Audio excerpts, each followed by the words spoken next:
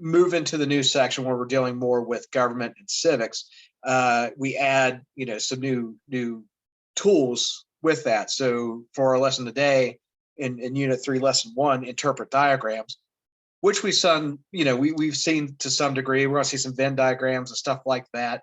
So let's go ahead and open that up.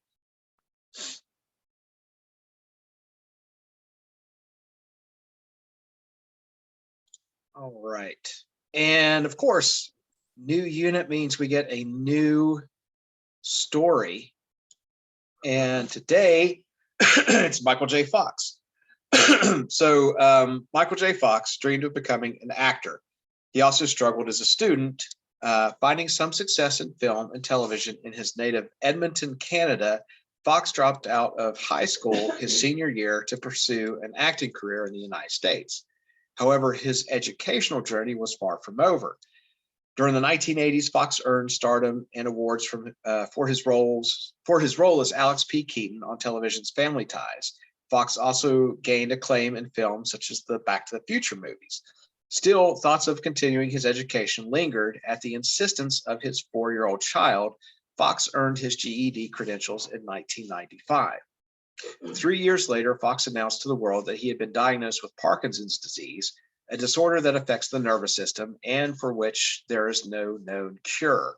Instead of retreating from the public eye, Fox optimized his challenge as an opportunity to raise awareness about and funding for the disease.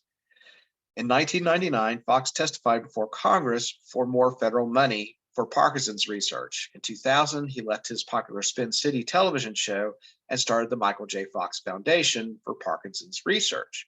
Soon, the foundation announced its partnership with the National Institute of Health to identify physical traits indicating the presence of Parkinson's. So just as he was adamant about earning his GED credential, Michael J. Fox believes that a concentrated effort from our elected representatives can help find the cause of Parkinson's disease. And that's kind of how this rolls into our, section here on civics and government, highlighting that he's, worked, through legislation and through some government organizations to bring awareness and raise money for Parkinson's. And then some of his career highlights, 5 Emmy Awards and 4 Golden Globes, best-selling author of 3 books, started the Michael J. Fox Foundation for Parkinson's Research, raising more than $250 million by 2012, received an honorary degree of medicine in 2010 from the Karolinska Institute in Sweden, and he's received numerous humanitarian awards for his work and was appointed an Officer of the Order of Canada in 2010. All right. And our, again, getting into that idea, the United States embraces to its fullest extent a democratic form of government. In a democracy, leaders represent the interests of the citizens who elect them. As U.S. citizens, we have various rights and responsibilities. Every time you vote for representatives, leaders, and issues, you are exercising one of those rights. Similarly, as citizens, we also have certain responsibilities. One such responsibility involves staying informed about current events. The importance of civics and government extends to the GED social studies test, where this section makes up 50% of all questions. As with other areas of the GED test, civics and government questions will test your ability to interpret information at various depth of knowledge levels through the use of complex reading skills and thinking skills. So in Unit 3, the introduction of various critical thinking skills, along with specialized instruction about text, charts, and graphs, will help you prepare for the GED social studies test. And our Constitution, right? We've talked about the Constitution some, and it says here, written in 1787, ratified in 1788, and in operation since 1789. The United States Constitution is the world's longest surviving written charter of government. Its first 3 words, we the people, affirm that the government of the United States exists to serve its citizens. And this is really a lot of what we're going to deal with today is understanding sort of our, as citizens, are, placed within, a nation and inside of government and how that works together. So today then, by the time you finish this lesson, you'll be able to interpret diagrams and illustrate relationships between different pieces of information. And we're going to see that particularly when we see the Venn diagram. All right. So, yep, and here's a little audio for us. Diagrams are different from other types of graphics, such as charts or graphs, because they can show the relationships that exist between pieces of information. For instance, diagrams can show sequence, similarities, differences, and other comparisons. Authors often use diagrams to present or summarize social studies information concisely. By learning how to interpret diagrams, you can maximize your understanding of the information presented in these visuals. As with other areas of the GED test, questions about interpreting diagrams will test your ability to interpret information at various depth of knowledge levels through the use of complex reading skills and thinking skills. Yep. And so again, diagrams, just like maps, or we're going to look at graphs later, or tables. It's another way to visualize information, and particularly when you're comparing things, which we'll see here. But also, even like instructions, if you're putting together furniture or something, something from IKEA, you're looking at a diagram. Probably not a very good one if it's from IKEA, but you get the idea, right? It can be a set of instructions. It can visualize information. It's a very broad category of a way to visualize information. Probably more so than some of the other ones we do. There's a ton of different ways that we can visualize things in a diagram. Okay, and here's one right here is our Venn diagram. So what it has here, monarchies in the 12th and 13th centuries. So the 1100s and the 1200s. I got that right? Or is it the other way around? Yes, yeah, the 1100s and the 1200s. So the Middle Ages, the early Middle Ages. And so, Venn diagram, it can be more than 2 circles. It could be 3, 4, but they have an overlap. And what you see here, right, is an overlap where whatever it is, characteristics or ideas are shared between 2 different groups. So we have England on the left and France on the right. The text box here at the top says the format of a diagram provides clues to its purpose and the type of information that it includes. A Venn diagram shows how two subjects are similar and how they are different. And like I said, you can have more than 2, but for the sake of ease here, we're probably going to look like at 2 circles. And then at the top, you have your B's across there, and it shows you, pay attention to the titles and headings of the diagrams. What information can you learn from these items? Here are the headings above, and inside the 2 main circles, identify the subjects that will be compared and contrasted. So, of course, the titles showing us monarchies in the 12th and 13th century. We see that right away. We have England on the left, France on the right. So we know that's what's going to be compared there. And then our information along the sides, those on the far left and the far right are things that are not shared. And then those little, where it has both in the center are ideas, events, characteristics, whatever that Venn diagram is displaying, those are shared between all groups. So England, for instance, in the 1100s and 1200s, instituted new justice system that established common law in England. The Magna Carta forced the king to grant more authority to barons in 1215, so sort of decentralizing power to some degree. And then Parliament was initially established in 1264. On our other side, in France, They increased the king's authority beyond Paris. So an expansion, not so much of his power, but of where his authority will reign. So we're moving out from Paris across France. They claimed lands from England, and they established capable administration to facilitate tax collection. And what they both had in common then was a form of centralized government. They made rule over vassals more official, and they increased wealth from new tax systems.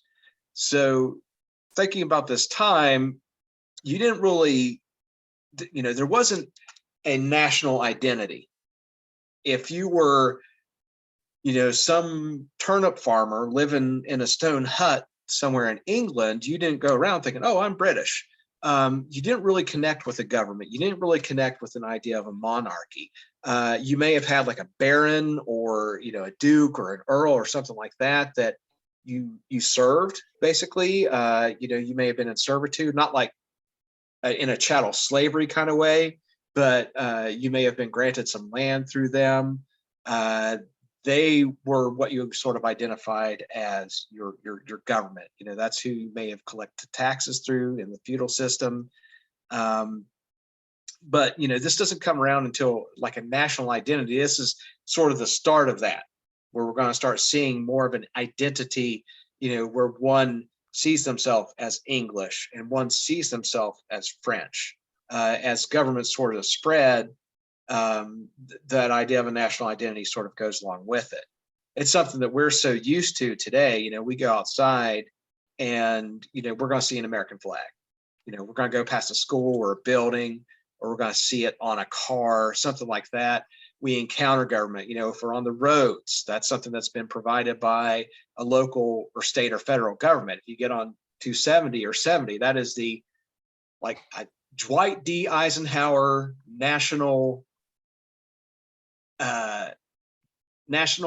Interstate and Defense Highway System. That is the full name of our interstate system, and that's all provided by government. But it took a long time to sort of start that sort of identification. All right, so let's move into the quiz, Unit 3, Lesson 1. And I'll pop this thing open here. Start.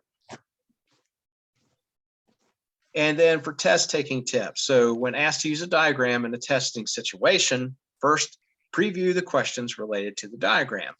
Determine what information you will need to locate in the diagram to answer these questions correctly. So, just sort of like what we just said, always know the titles. If you're getting into diagrams, you may have like little subsections and things like that. So always be privy to what you're looking at. And, you may have to reference it more than once. So you may have to look at the question, come back and look at the information again, make sure you're picking it out. Let's see, Etta, would you like to read question 1 for us? Okay. In which of the following ways did France strengthen its monarchy that England did not? And then we have A, France centralizes its national government. B, France established a new system of justice. C, France increased wealth from a new tax system. Or D, France claimed new territories for the nation. I think it's C, as in cat. See, France increased wealth from a new tax system. So take a look. They both had some new ideas as far as, increased wealth from a new tax system, right? Oh, I see that now. Yeah, and then centralized government too, right? Which is another one of the, so you can kind of rule out A and C, and it's basically going to leave us with D. That was the one thing here, right? That's quite a bit different from England, that they claimed land from England, that they were expanding their territory at this time. Okay. So yeah, D as in dog for number 1. And that also goes along with what we know about history. So, France, Spain, Portugal, right? They were ahead of England at the time. Well, not Portugal. You could say Spain, probably. They were kind of larger powers. They were rising powers. And then Britain really comes on the scene once we get to the New World, and that's when they really take off. So D for number 1. And okay, so I don't know, have you guys seen these sort of text boxes yet? Where you kind of like pop them open and they drop down? This might be new for some of you guys. I don't know if you've seen it like with Rachel in science yet or not. We're going to see these. Yeah, we get these a lot in language arts when we get into more of the grammar and stuff. But let's take a look here. So different type of diagram, right? We have this one set up in the center as sort of our main idea, right? It's the idea that all 4 of these men contributed to the American political thought. These dudes were part of the Enlightenment, the Age of Enlightenment. So after we discover, the discovery of the New World, starting like maybe the late 15th century, but definitely like through the 1500s and 1600s, there's a lot of new ways of thinking going on. We talk about the Middle Ages, like that time, like the 1200s, 1300s, beginning of the 1400s was you hear the Middle Ages, you also hear them called the Dark Ages, right? Because there wasn't a lot of writing being produced. There's not a lot of new information that comes out of that period. There is some, there is writing and stuff, but it was slow, and there wasn't a lot of new thought, and a lot of it was religious in form. When we get into what we call modernity, we live in the modern era now, and a big part of that was the Enlightenment, where you had these philosophers and these thinkers that are dealing with science. They're dealing with political thought, which is particularly these guys here, philosophy. And it's a lot of secular thinking. It moves away from ideas from the church, and it expands on our ideas about society and civilization. So these guys in particular, there's a whole bunch. There's a ton of them, philosophers and political thinkers and all this, that informed our founding fathers by the time we get to the 1700s. So guys like Thomas Jefferson and John Adams and all those guys read, broadly and deeply from the European Enlightenment that happened over the past couple hundred years. So if we read down through here, Thomas Hobbes, people are born with natural rights, but are ruled by destructive passions and self-interest. To ensure security and decrease conflict, people must make a social contract in which they submit totally to a strong government with a wise, powerful leader. And the really important word here or idea is social contract. And that's an idea where, in thought and in, like our Constitution is part of that social contract, this idea that we will follow the laws of our government and obey those laws and respect the authority of that government as long as we are treated appropriately, as long as we are not abused. If we are abused, then we have the right to revolt. And that's a main idea behind a social contract. We're all involved in this together, but if somebody breaks that contract, we're going to drop the hammer on them. And then Charles Louis Montesquieu, one of his main ideas, and you're going to see, as we read through them here, that how this kind of comes up in our Constitution and in our Bill of Rights. The power of the king must be balanced by a strong legislature. However, the best government is one in which the executive, legislative, and judicial powers are separated so that no government body or leader can become too powerful. Sound familiar, right? And it's something that was written 100 or more years before we get to the US Constitution.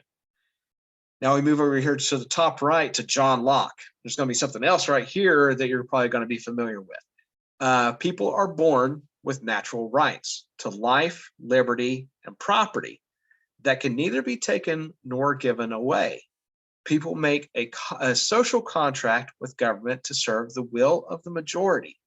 If government attempts to take away rights, it can't be removed. So really, that's a great definition of the social contract there. But we also hear those words, life, liberty. Right in our Declaration of Independence is the idea of life, liberty, and the pursuit of happiness.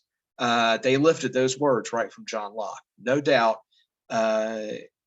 everyone involved with the founding of our government was familiar with John Locke.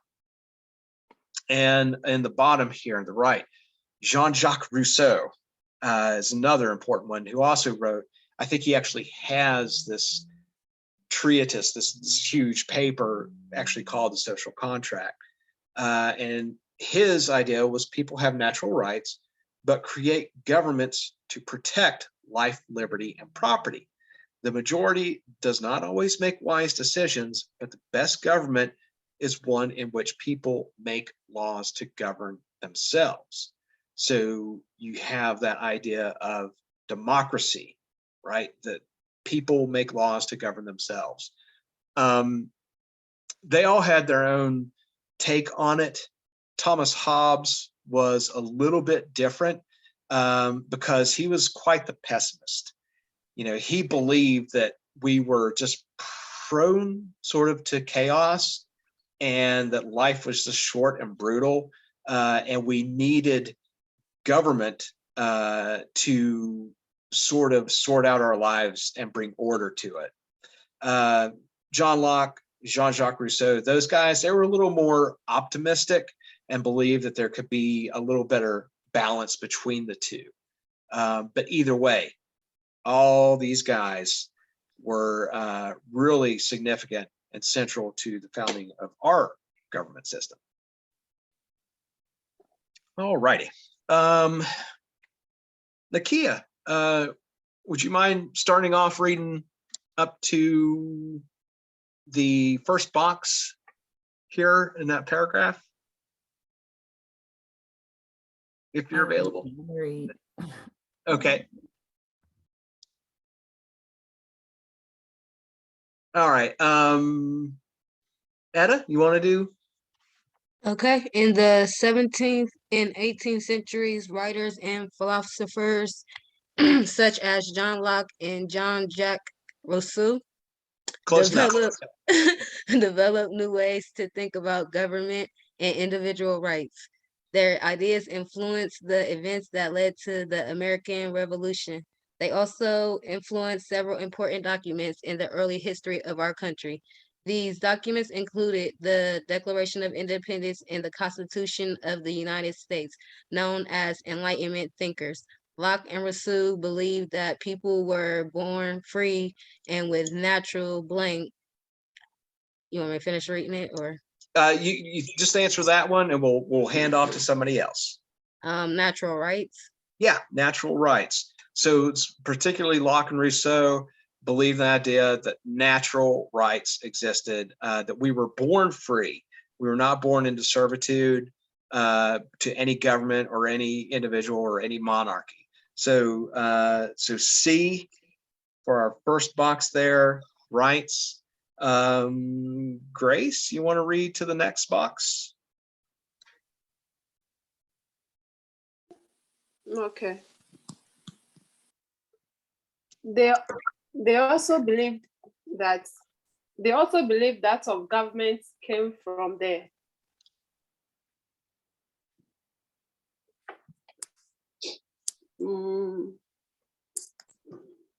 People. B, people. Yes. The idea, democracy, that word comes from the Greek demos, which is like the common people. And, so, if you hear that word demos, demography, where we count people, or democracy. It's always about people. So yeah, they believed the government came from the people. So B, people for that one. Sasha Gay, you want to read the next sentence down to the box for us? Okay.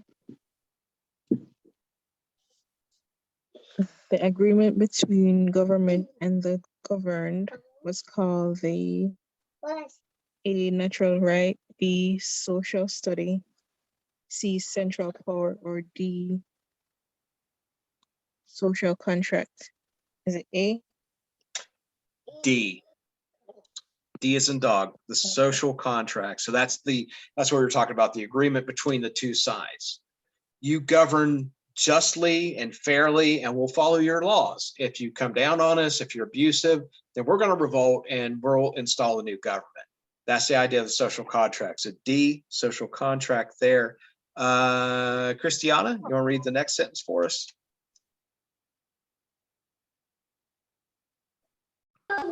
Okay. If a government tries to take away the rights of the people, this agreement was broken. In that case, Locke believed that the people had the right to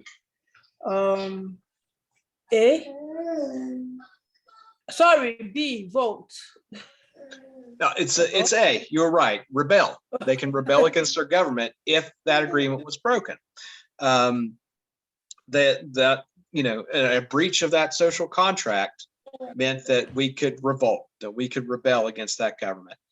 And I'll finish out the last one real quick here. Although all the Enlightenment thinkers believed in individual rights, governmental ideas presented by either Hobbes, Locke, Montesquieu, or Rousseau differed most from those of the other three men.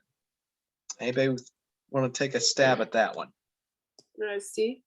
Hobbes. It was Hobbes. Yeah, it was A. Hobbes. Like I mentioned, he was kind of a pessimist. He believed in sort of a government. He believed in an idea of social contract, but the way in which he approached it was a lot different. It was this idea that we all were kind of chaotic, and we all sort of, when I go to when I go to like Kroger and I see shopping carts like everywhere except in the cart corral, and I see people just like leaving them in handicap spots and stuff, I'm thinking, wow, Thomas Hobbes was right. That's where I kind of start thinking about, we do need an ordered society, and we need people to tell us what to do, because if we're left to our own devices, we can't function. That was kind of his idea. But anyway, so on our quiz here, we had D for number one. D is in dog. And just to quickly cover our little paragraph here before we move on to the workbook. So we had rights for the first one, B, people. Next, D, social contract. A, rebel. And A, Thomas Hobbes for the next. All right. All right, so I'll submit here. And let's see. Let's go on down to, move over to our workbook. All right. And again, it's just telling us that the author often uses diagrams to help illustrate how information is related. Diagrams can show sequence of events or make comparisons or contrast. By interpreting diagrams correctly, you can quickly learn a great deal of information about the diagram subject. So as you examine a diagram, read the title and headings.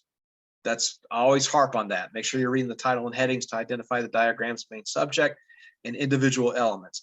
In our next section here, we're going to see some more crazy stuff moving in different directions and everything, a lot more information. So notice how the elements are related. And by understanding how the items relate to one another, you can begin to draw conclusions about the information contained in the diagram. All right. Now let's open up our workbook. And like I said, right, we got a lot of information going on in this one. And where it has over here, sort of the title in the middle, and our little text box says, government is the common idea that connects each part of this diagram.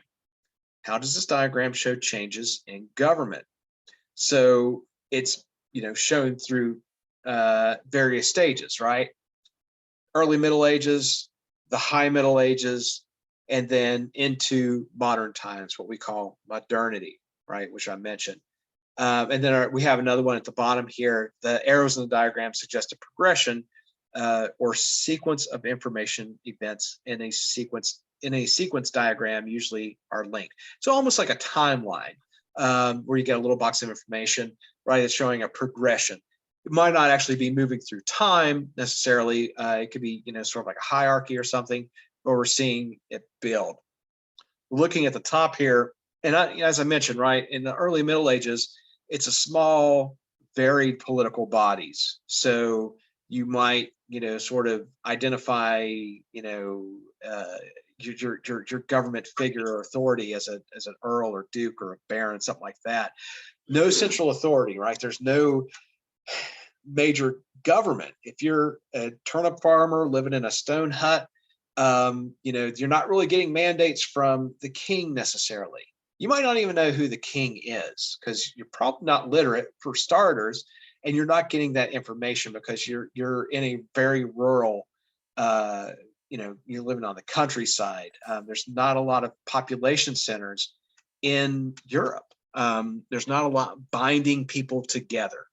And then it says here, that's the feudal system is the main European political system where, you have a structure where there's sort of like the king at the top. But under that are these, counts and dukes, depending on, how much land you own. And at the bottom of that feudal system is basically your common folk who are, farmers, or maybe they, are shepherds or something like that, who are working the land for these as a vassal, right? And they don't really own the land, and they basically share whatever they produce with the authority over them because they are the landowner, the lord, basically.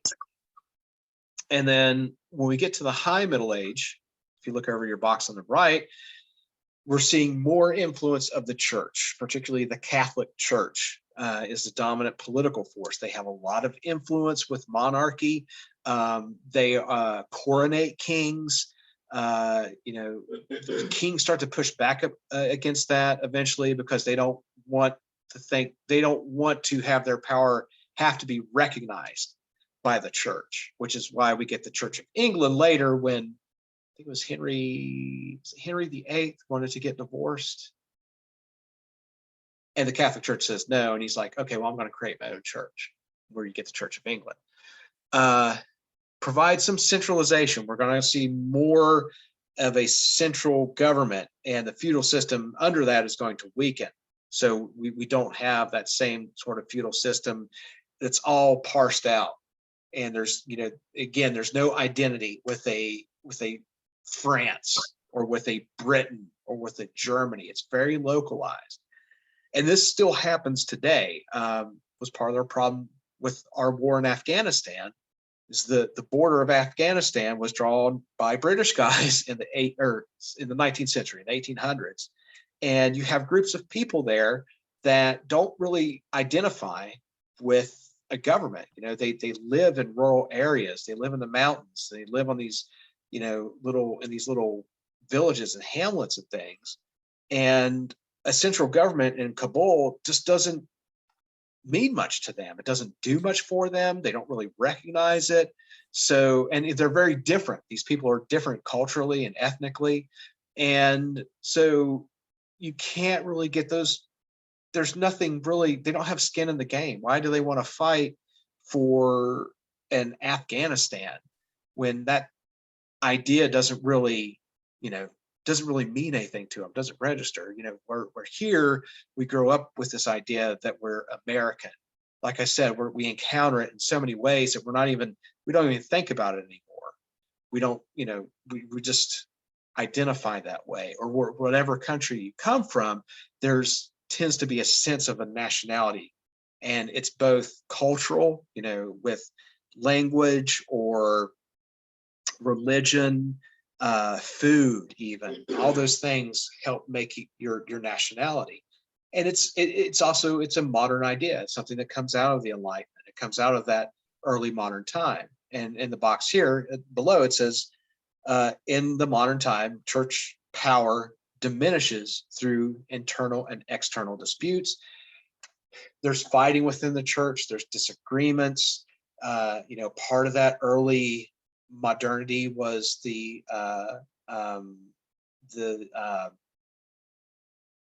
Reformation, right, of the Catholic Church, and you had the Protestant movement, right? The word Protestant comes from protest, where they split from the church and build their own church. So you have this weakening of the Catholic Church.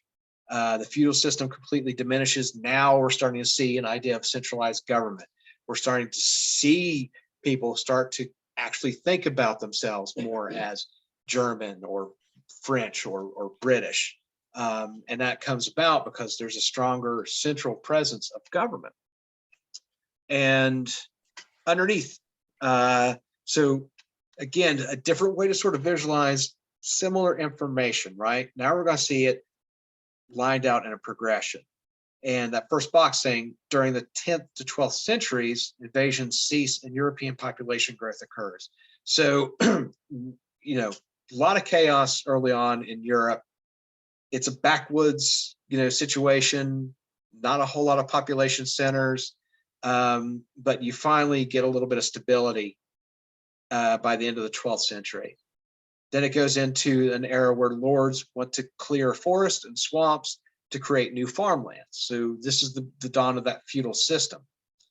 And peasants help clear land and receive more generous terms from lords.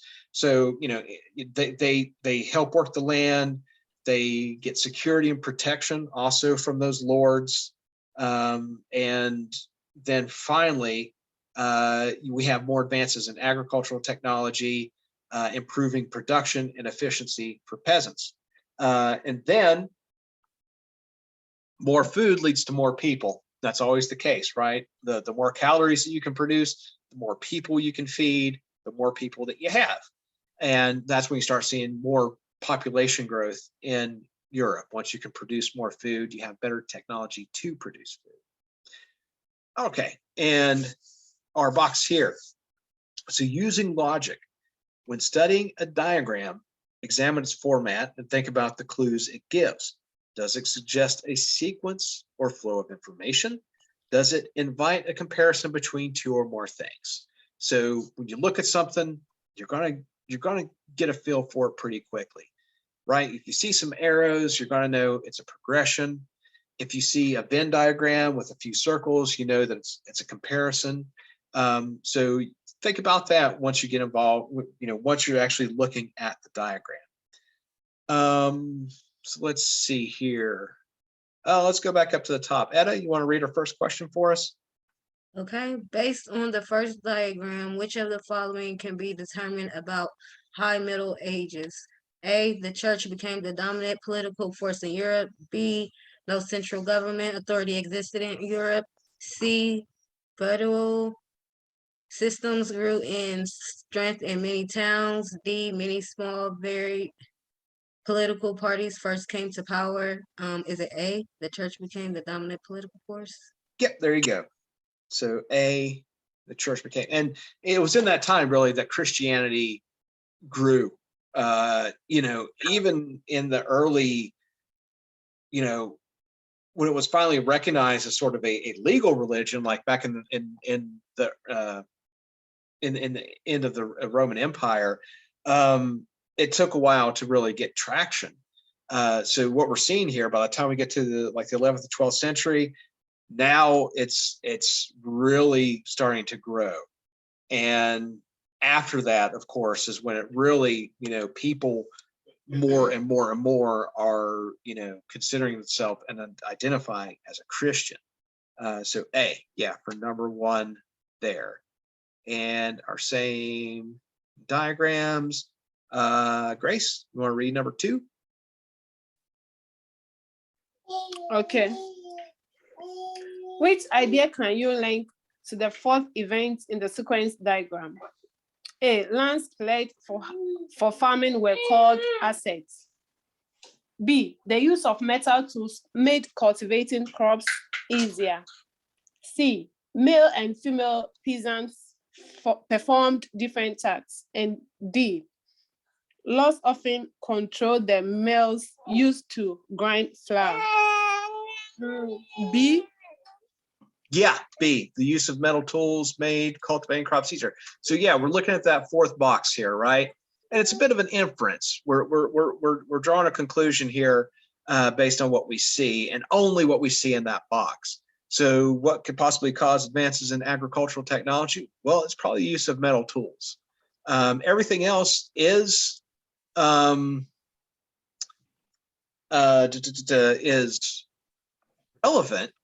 to the other boxes, but not that one in particular.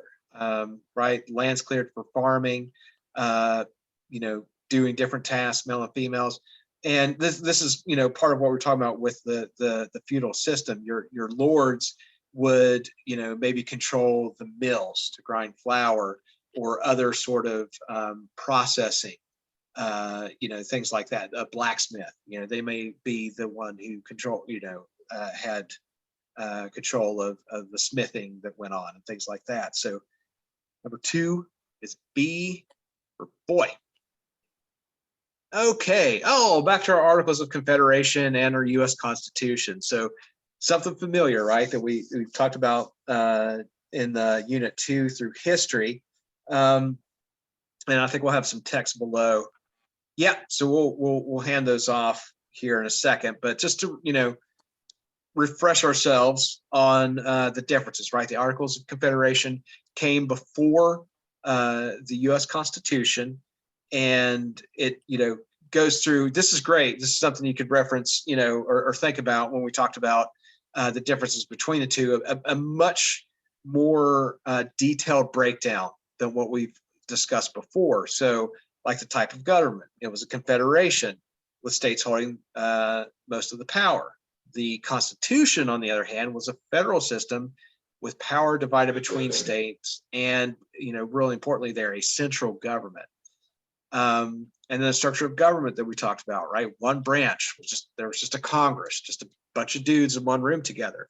And for the U.S. Constitution, it laid out 3 branches, right? An executive, which is going to be the president over the executive branch. You have the legislative, which is the bicameral legislative system we talked about, a House of Representatives and the Senate, and then a judicial and executive branch, right? No executive at a national level under the Articles of Confederation, right? There wasn't a George Washington did not get elected until we had the U.S. Constitution. And like it says here, there's a president and a cabinet for the executive branch, right? Your secretaries. I don't know exactly. I'd have to look up to see how many Washington had. I imagine he had a Secretary of War. Well, Jefferson was the Secretary of State. I know that. Secretary of the Treasury was Alexander Hamilton. So there's 2, but I'm not sure about the rest. And then legislative branch, right? Congress with 1 house, monocameral. States have 2 to 7 delegates, but each state has 1 vote. And then with the U.S. Constitution, Congress, bicameral with 2 houses, Senate and House of Representatives. And today, that's why our census is so important, because that dictates how many representatives each state gets, right? It's all broken up into districts. And we always know there's a fight about that because of gerrymandering, right? For some reason, they slice out these pieces where they want I want these people to vote for me. So I've got these weird districts set up. And if you look at a district map in any state, but go look at your district map for Ohio and realize why somebody from Columbus is voting with somebody from Athens, you'll understand that's gerrymandering. So anyway, judicial branch. There wasn't any at a national level in under the Articles of Confederation. There's only state courts. Under the U.S. Constitution, though, we had a system of federal courts and state courts. So that's where your Supreme Court comes from, and your Chief Justice. You get all of that from the Constitution. Trade, that was another important thing, right? The states regulates trade with other nations, but not between states. Under the U.S. Constitution, it regulates trade with other nations and between states. So it regulated all the trade. Foreign relations, basically the same thing. It conducted relations with other nations under the Articles of Confederation, same with the U.S. Constitution. Waging war, same thing. National government carried out waging war. That was both on the same. The Postal Service was the same. It was run by the national government under the Articles of Confederation, run by national government under the U.S. Constitution. Money. Now here's the difference, right? Each state coined its own money. There was no national currency under the Articles of Confederation. So if you went to Virginia, they had their own, currency, whatever it was, whether it was, minted, whether it was coins or paper. It's going to look different than the money from North Carolina or Pennsylvania. But this is one thing that makes life so much easier. Under the U.S. Constitution, federal government coins all the money for the nation. So your dollar in California is the same as it is today in Ohio, right? And taxation. That was another big point. State governments, right, had power to tax under the Articles of Confederation. No taxation power at a national level. That changes under the U.S. Constitution, where we have both federal and state governments now have power to tax, right? We know we pay whatever type of state tax, then we have federal tax. And then other things worth mentioning here, it says powers not listed or retained by the states. That's the same under the U.S. Constitution. It also comes up quite a bit as far as legal battles. A lot of things will go to the Supreme Court, whether that's a powers not listed.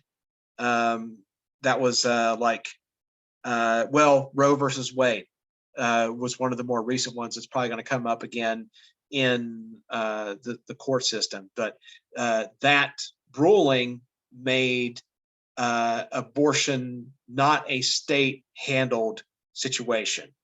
The federal government determined that abortion was legal in all 50 states the same. And that, again, that might be something that comes up here in court to determine whether, states have that individual right to determine, or if that, remains a federally legal, and individual states don't have the right to change that. So that's always a big battle. Doesn't matter what it is, but that was also something that came up with the Civil War, as far as, states' rights over federal rights. Was one of the issues that basically states' rights to own slaves. Federal government was saying, no, we're going to get rid of this. The states believed that it was their right to continue that. All righty. And with all that in mind, and we'll probably have to reference the two diagrams again. Sasha Gay, would you like to read first few sentences to the first box for us? Okay. The Articles of Confederation was the first plan of government for the United States. It lasted only a few years before the U.S. Constitution replaced it. The diagram shows that the central government of the United States under the article was much A stronger, B larger, C weaker, D stricter.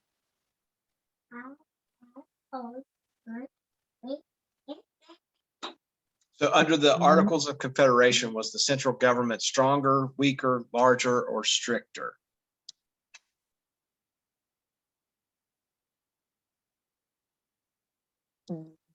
C. Yeah, weaker. That's one takeaway. If you guys can remember one thing about social studies, under the Articles of Confederation, the central government was weaker. Under the US Constitution, the central government is stronger. And we run into that again. So that's definitely something that you could probably imagine is going to be on your test. Christiana, you want to read to the next block for us, or box? Okay. The next block. Okay, weaker than it's because under the Constitution, still some powers were the same under both documents. For example, the central government controlled the waging. Show the waging. Yeah, waging of war, foreign relation, and foreign trade and money. B. Mail. D is in dog. Yeah.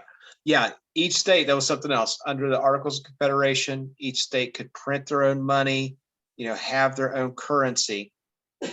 That was centralized under the US Constitution, but mail service was both handled by the central national government. So D. Mail. Yep. All right. Etta, would you like to read on to the next box?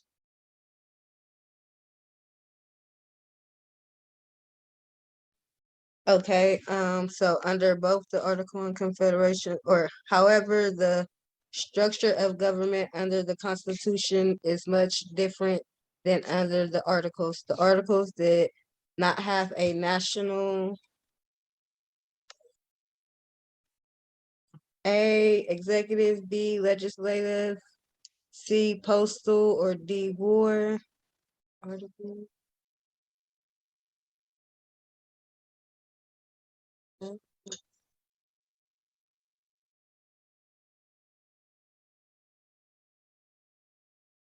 Is it A? Yeah, right. We didn't have any type of executive branch. So no president, right? So A, executive branch. And then finally, I'll read off the next one here. So the Articles did not have a national executive branch, or A, postal, B, judicial, C, legislative, or D, regulation. Which one?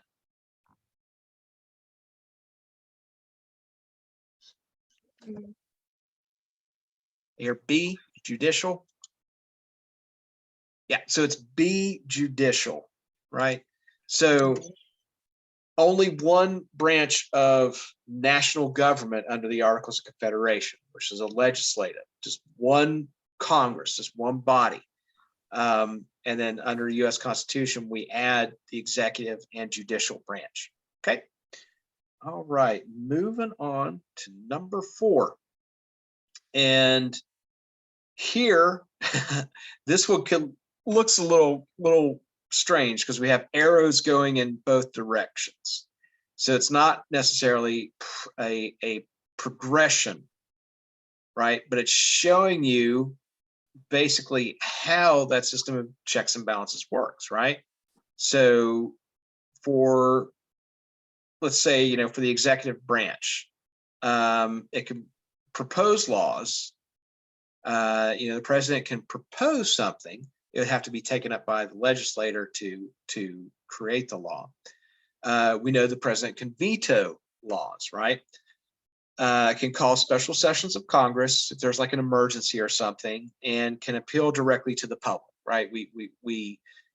There's a special message from the president or something. They'll interrupt your evening news or your evening programming with something. The executive can also pardon people who have been convicted of federal crimes.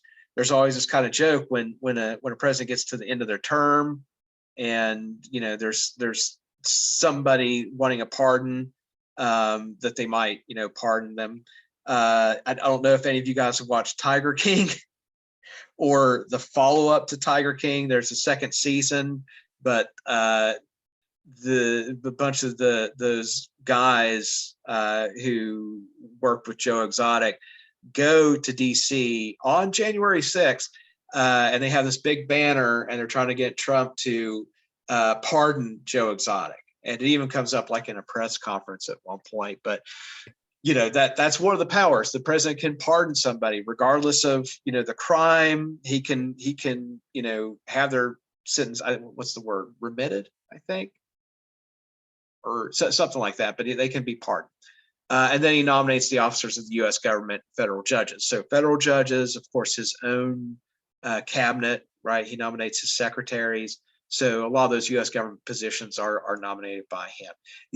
We look at the president as this really important figure, and they do sort of set the tone and the agenda for those 4 years, but they have limited power. There's only so much that they can do without triggering the legislative branch or the judicial, particularly the judicial branch, to step in, which I think is what we've gotten with the mask mandates and the vaccine mandates. The Supreme Court have intervened when I think there was it was an executive order to get all federal employees vaccinated and some of the mask mandates. So and that's leading into the bottom right there, the judicial branch, right, can declare executive actions unconstitutional. So without if it's a executive order, right, and not a law. So the Emancipation Proclamation, if the judicial branch for some reason wanted to take that to court and look at it, they could have basically overturned that if they had grounds to do so. But any type of executive order where the president just sits down and they sign an order that this is going to happen, the judicial branch reviews that and determines whether or not it's constitutional. If they deem that it's unconstitutional, then it's reversed.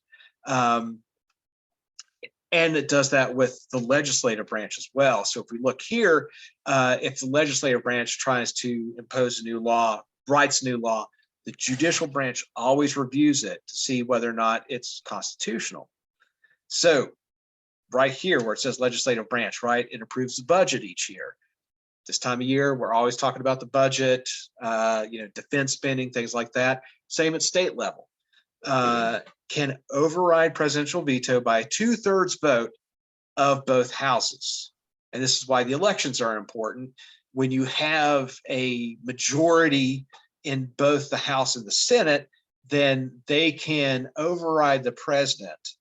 But the way things are balanced, that very rarely happens in our legislative branch today. Next, House can impeach the president. Other federal officials, we're aware of that most recently here. That has happened. Impeachment does not mean you're removed, right? You have to basically be found guilty of the charges. Then that's a whole process. Andrew Johnson was also impeached, but not removed. Bill Clinton was impeached. But that would have to, it's a whole other process they have to go through. Senate approves all presidential appointments and treaties. So president, especially when they're first elected and they're appointing their cabinet, there's all these hearings, right, that take place to make sure that like Lloyd Austin, our current Secretary of Defense, he sat in hearings, and then they vote and he gets approved.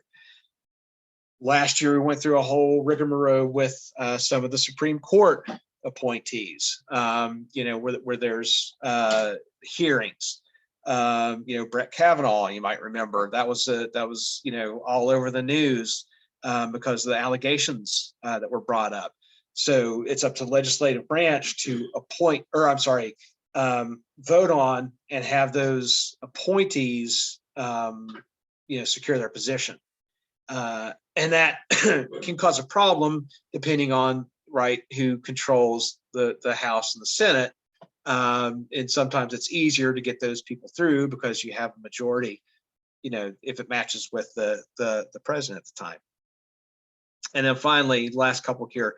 So Congress can propose constitutional amendments to counter Supreme Court rulings, and set the number, location, and jurisdiction of federal courts. So that's also part of the legislative branch. So you see how this all goes around, right? And it checks the power of each of those branches. So judicial branch largely watches whether or not things are constitutional. The legislative branch and the executive branch work together to pass laws. Once they're approved by the judicial branch, make sure they're not unconstitutional. Okay, so there's some civics for you. Let's go on to our paragraph here. So I'll start off.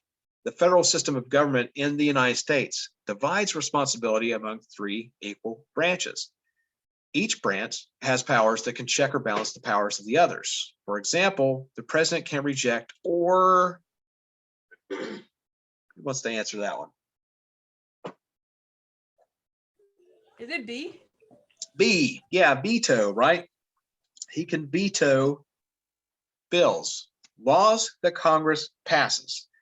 So I'll just go on here, but Congress can still pass a vetoed law with a 2/3 vote. That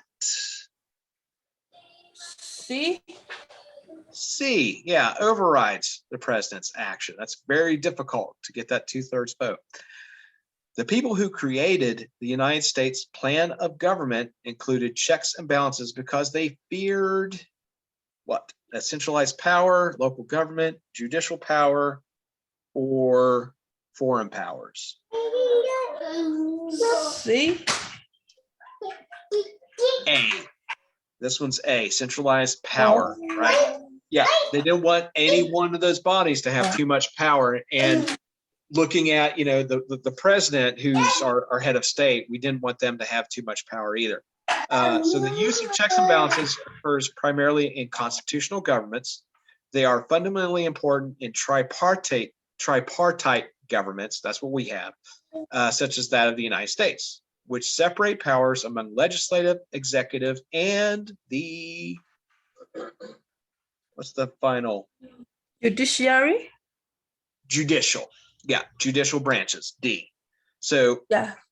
veto, overrides, centralized power, and judicial. And our final section here, presidential succession. What happens if something happens to the president? They can no longer hold office, right? We've encountered this because of assassination in our history. How does that fall? So that's the line of succession that we have here, right? If something happens to the president, the vice president takes over. He's going to be sworn into office as the president. Last time that happened was LBJ, right? Lyndon Baines Johnson was sworn in on Air Force One after John Kennedy was assassinated. And then we see how it falls there, right? Then it goes to Speaker of the House. That would be Nancy Pelosi right now. The President pro temp of the Senate. So the Vice President is considered the President of the Senate, right? He oversees all of the business, the day-to-day business of the Senate. There's sort of a vice president of the Senate. I don't know who currently the president pro temp is, but that's basically the second, officer in charge of the Senate. So that's the next person in line. Then we go to the president's cabinet. So what's interesting here, the first group are elected officials, right? So your president, obviously your vice president, whoever the Speaker of the House is, was elected, like by her district in California, Nancy Pelosi. Same with the Senate. Now we get to appointed officials. So Secretary of the State, right now that would be Anthony Blinken. I don't know who the Secretary of Treasury is right now. Lloyd Austin is Secretary of Defense, so he's under Secretary under Secretary of the Treasury. Then the Attorney General, which is Merrick Garland. I don't know who the Secretary of the Secretary. No, I don't know the Secretary of the Interior. Then Commerce, then Labor, and Health and Human Services, Housing and Urban Development, and then Pete Buttigieg would be Secretary of Transportation, the last one. And then I don't know what happens after that. I don't know. There might be more. Let's hope we never find out what happens. There was actually a show from a few years ago called Designated Survivor. So if there's a event like the State of the Union where you have this whole list of people at one event, you have a designated survivor who does not attend that event, and they are, kept in a safe distance from that. And I think it was Kiefer Sutherland was in the show, and he was like the Secretary of Agriculture, I think. And it was like during the State of the Union, and there's a bomb that destroys part of the Capitol, and it takes out that whole presidential succession except for him, making him the president. So anyway, it's something. If nothing else, you can impress your friends by saying, the order of succession.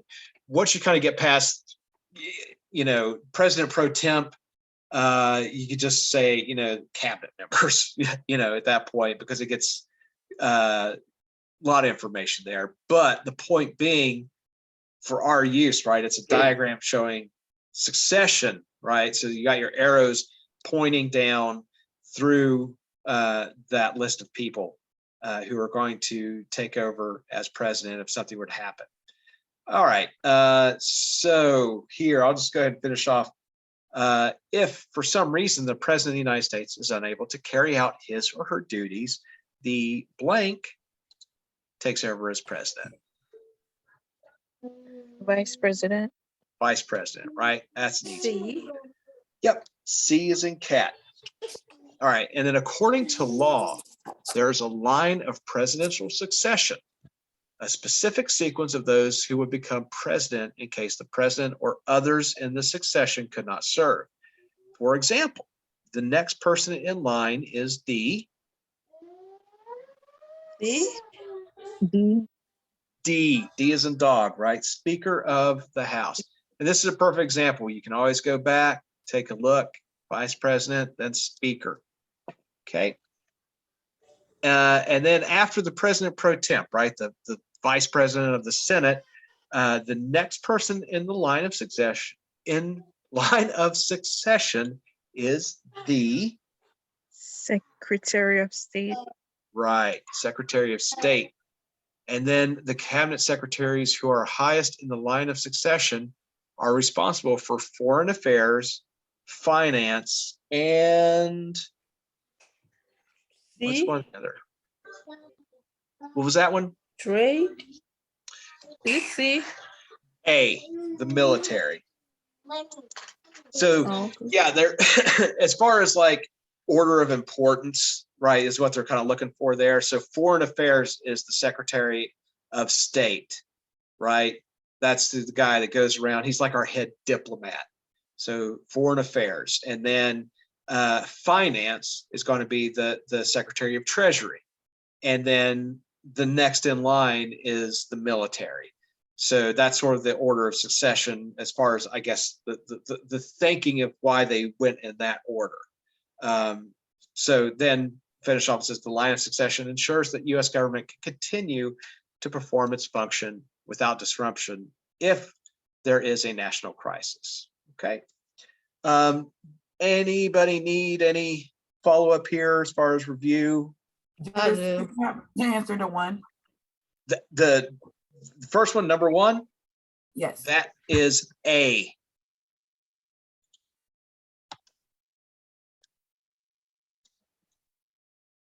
Anybody else got anything? They're The missing one for the last two for number 4. the last two for number 4. Let me find it again. Yeah, so the last two for number 4. So after the president pro temp of the Senate. Oh, wait. That's 5. Where's 4? Here we go. Sorry. Yeah, so centralized power. A. So the people who created the United States plan of government include checks and balances because they feared A, centralized power. And then the next one was such as that of the United States, which separate powers among legislative, executive, and D, judicial. Okay. We caught up there? Yep. Okay. So that's a crash course in some of our civics. We'll get some more here on. But that's a good introduction as far as, talking about how we get to where we were with government. First I had to come to the idea that a centralized government would benefit everybody if that government was just and if it wasn't abuse its power. And then we basically start seeing how that works in practice, and particularly thinking more about our particular government and the branches there. So it's all now about checks and balances, making sure that one side doesn't get too much power or abuse those powers. And it's actually, like I said, that we have the longest held constitution. I mean, there's other obviously constitutional democracies out there, constitutional republics, but as far as having the same governing document, the U.S. Constitution is the oldest at this point, because France has gone through a bunch. Britain has ratified theirs and changed it. So yeah, that's something to be proud of, actually. Okay, any other questions before we move on to language arts? I want to take that as no. All right. Okay, so I'll see you guys back. Let's just go ahead and say 1:45. And we'll get started with language arts. Okay. All right. Okay. All right. Bye-bye.